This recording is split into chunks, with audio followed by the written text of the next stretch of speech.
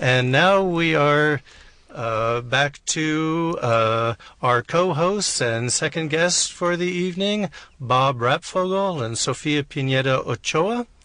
And they are the founders of the nonprofit organization Meet Your Future, and they're going to talk to us about their great new website. I've taken a peek at it. It is really slick looking, really, very professional and nice, and also it has very good, solid scientific information on it for vegans and non-vegans to learn a lot about nutrition, the environment, and animal rights. Thank you, gosh. So, Bob and Sofia, tell us about Meet Your Future and what led you to start this project.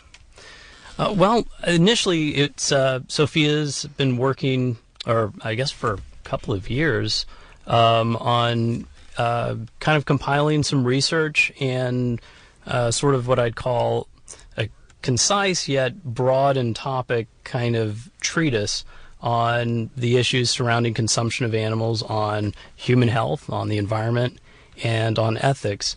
And when we met, we kind of have gone through a number of ideas and iterations on, how to compile and organize and put that information out there. And what we eventually landed on through a number of iterations and ideas was to do video chapters. We feel that's an accessible way to broadly get the information out there. And the form that it's taken, the website's still a work in process, but what we kind of want it to be so that we can iteratively add the information as we do it. And the way we've kind of organized it is those three main topics: health, environment, and ethics, and individual chapters within each of those. And as we complete those chapters, we post them. And the chapters essentially consist of a video presentation that you can watch on YouTube, on our website. As we get things rolling, it's a pretty brand new structure that we've put out there with the website, but it will eventually link into social media as well. And so people can watch a video on just the links between animal protein and cancer, for example. Or they can, as we get these chapters populated, as they're completed, they can skip ahead to some of the ethics matters or the environmental matters. And I have no doubt these, what we have currently up there will change as we, work through the chapters and we add ideas or revise ideas. But that's essentially what we've been working on. And so the genesis of it was, Sofia's legwork and hard research, and then from there, kind of the two of us working together to organize, refine, and put it into these video chapters that we're going to release as we complete them. We think it's a lot of relevant information that unfortunately people are not very aware of. It's just very important information that doesn't bubble to the surface like it should. Yeah. Starting from the impact it has on their health, the impact it has on the environment. It affects them directly and indirectly through the meat industry and all of the waste that they produce. And like Bob Linden was mentioning, that climate change and all of the environmental aspects. And so we just wanted to make it more accessible to people. Yeah, and there's some thought in terms of the order in which we're doing it. We're starting with the health topics. Not so much because we think it's the most important. I mean, as Bob Linden was mentioning, he just got lucky and turns out going vegan was healthy. But, when we've kind of gone, down our separate paths of becoming vegan, and I've found when you talk to people about this, if they're coming from a place where they really haven't thought through, this isn't necessary for my health, in fact, it may be detrimental, they haven't thought about any of those issues. So when you talk to them about the ethics, and you talk to them even about the environmental issues, they're coming from a place where they haven't really put into context the idea that it's not necessary. So you think about the ethical issues, I think, very differently if there's no conflict between your health and the treatment and abuse of animals. I think a lot of people... Go ahead, please. I think people in general have a very strong survival instinct. So no matter how much relevant information you put out there about the ethics, about the environment, if they think going vegan is going to hurt my health, they'll still, or many of them will still refrain from doing this change in diet when in fact it does quite the opposite. It seems like health is a good stepping stone for people to become vegans. On the other hand, it also kind of has the highest recidivist rate, Right. that the so-called health-only vegans or vegetarians without, they're considering the ethical issues and the environmental issues, they'll tend to think, well, maybe I'll go back, Definitely. Right. And that's why we didn't want to just talk about health. That's why it's a combination about the ethical problems, the animal rights, and the environmental as well. Yeah. Because of what you're saying, exactly. On the health topic, I was very impressed with the quality of the information. You're going straight to the source, and normally most people can only see the information, let's say, in a newspaper or magazine article that refers to scientific articles, and you're just showing us the article and bringing the information out. It's, you're talking about the article indirectly in a way, but at the same time we can see, okay, this is the article that has this important information. Right, and we're very fortunate that Sofia's a physician, has the background to do that type of research, and whether we're talking about the health or when we get to the environmental chapters, we want to stay true to a fact-based presentation of objective information. And some of it, there's a challenge sometimes of it can get a little bit dry going from one research paper to another, and we'll spend some time later going back and maybe making it a little punchier, a little easier to digest. But it is also we want it to be a resource. Yes, absolutely. A resource of information for activists or for people, an educational resource. That was the objective of it. I'll certainly be looking at it regularly. So one of the big questions is about plant-based diets, which everyone always asks. I hardly even have to mention it, but it's where do you get your protein? And I know that you want to cover that topic in detail, right? Definitely. Actually, that fear is pretty misplaced. In fact, that's the reason why people are driven often to... Sorry. Everything okay. To consume animal products, the concept that we think that protein comes exclusively from animal products. However, protein is abundant in vegetable, pretty much everything else. I'm talking about the presentation which I'm going to give in Spanish and vegetable-based sources, plant-based diets, yes. Plant-based diets as well.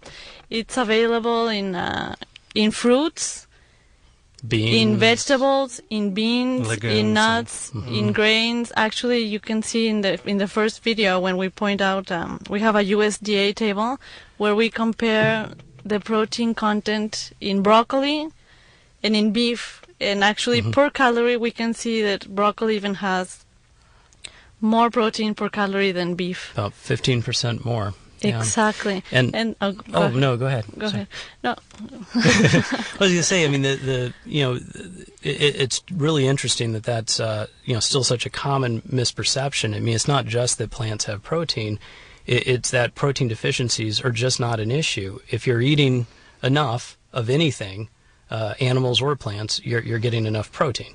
And so we kind of try to walk through not just that there's protein in plants and it's better quality as we get through some of the other chapters, but just that there's no fear in going to a plant-based diet. There's right. Study after study after study, and also absence of any studies that have shown that there's any sort of protein deficiency that anybody would be at risk of. As long as you're eating enough of stuff, you get enough protein.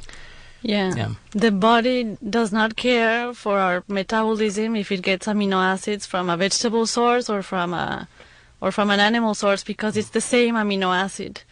And then there are the essential amino acids, which many people think that are only contained in animal products, but the fact is that with very few exceptions, like gelatin, for example, which is actually an animal protein, most protein from both animal and plant sources are complete protein. So they contain the 9 amino acids, essential amino acids that we need.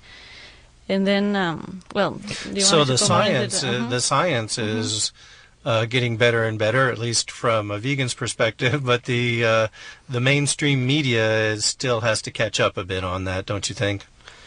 No, absolutely. It's amazing how much there's still just, I guess, there's money behind a lot of it, and in industry interests, and promoting and just tradition, sales and tradition. Tradition without a basis, without like a scientific basis. I see it even amongst physicians. I'm a physician. Physicians who I work with even have these concerns. They'll ask you where you get your protein. They will. And so you're also dealing with environmental issues. What kind of topics will you be covering on your website? Well, we're covering some of the ones that Bob Linden was talking about. We're covering water use, because I don't know the exact numbers that he was quoting, but for 1 kilo of beef, you use almost 4,000 gallons of water. So that's pretty wasteful. We cover water, we cover manure. The problems with manure, I don't know if you're familiar with that, but here in the United States we produce per second 87,000 pounds of manure. And so it gets back to our water, and it causes a lot of contamination problems and health problems. Like the big dead zones in the Gulf of Mexico. Right. And just water contamination, nitrates, hormones, antibiotics that come back to us in the water eventually. We're covering land use, because, the livestock use of land is very extensive. Actually, 30% of the land, which is not covered by glaciers, is used for the livestock industry, and it causes a lot of deforestation in the Amazon. About 70% of it has already been leveled for this purpose. And it's not just for where the livestock go. People, again, it seems obvious, but they don't always think through or are aware. But it's the feed crops. They will level a lot of rainforest and other lands that are used to grow food for animals for people to consume, while there's a large portion of the population of the human population that's going hungry. Definitely. We're covering as well overfishing. 75%, according to the United Nations, of the fisheries are already overexploited. And according to some scientists in Canada, by 2048, if our fishing levels continue at the same level, which we are being fished right now, and I don't see them going down, by 2048, the fisheries are going to be practically exhausted. So we're covering overfishing. And am I missing anything? Global warming. Global warming, certainly. That definitely, that's Bob Linden said. There's a United Nations report that says that livestock contributes to greenhouse gases more than all of transport together, more than cars, trains, automobiles, everything. The relationship between our growing population, we also cover that in our environmental. So our population has gone, our human population has gone, has reached the first billion in population in this earth. It took 150,000 years for us to reach the first billion. And that happened, you're probably familiar with all of that. You told me you were reading a book on population growth. And so we have a human population that is increasing exponentially. We reached our first billion of humans in this earth in the beginning of the 1800s. And now, 2015, we're over 7 billion, projected to be a little less than 10 billion by 2050, and more than 12 billion by the end of this century. So feeding humans through animals is a very inefficient way of doing it. And we're going to be covering that as well in the subjects of Meet Your Future. Great. And also you will be talking about the ethical implications of animal use, right? That's right. We're going to... We're still kind of working through how we're going to separate individual chapters on that, but we want to start, I believe, with kind of the basic framework of thinking about this ethically, which I think was it's been put by a number of people in different ways, but it's about not causing unnecessary harm on a sentient being who can experience suffering. And that's where I think some of the chapters we're working on ahead of time kind of play into hopefully educating some of our non-vegan audience that will be going through these chapters, we hope, to understand what unnecessary means when they think about the health issues and the environmental issues, and putting that in context, and then really thinking about, okay, what is involved in the use of animals for consumption, primarily for food, but certainly for other uses as well that our society exploits animals with. And so we'll be kind of parsing out a number of other topics as well under the ethics. We'll certainly want to deal with the kind of the recent phenomenon of marketing humane, free-range, grass-fed, organic, what have you, animal foods, and talk about that specifically, as well as a number of other topics. But we're still kind of working on how to organize. I think we've got a list on the website of our current thoughts of what we'll be doing in what order, but certainly starting with kind of the basic premise of thinking about the ethical implications of what do we all sort of agree on as a society. Hopefully it's something along the lines of not causing unnecessary harm and suffering, and thinking about how that applies given what we're looking at. And it's probably the core of how most of us, if we're vegan, at some point got to where we are, even if we started with the health issues.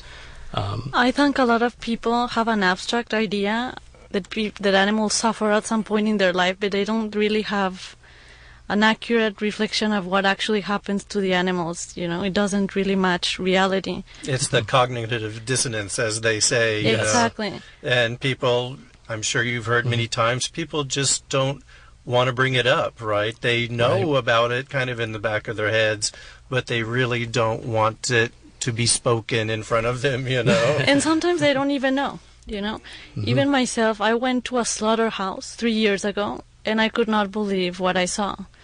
I probably am not going to get into the details. Oh, do we have to go? We're okay. Okay.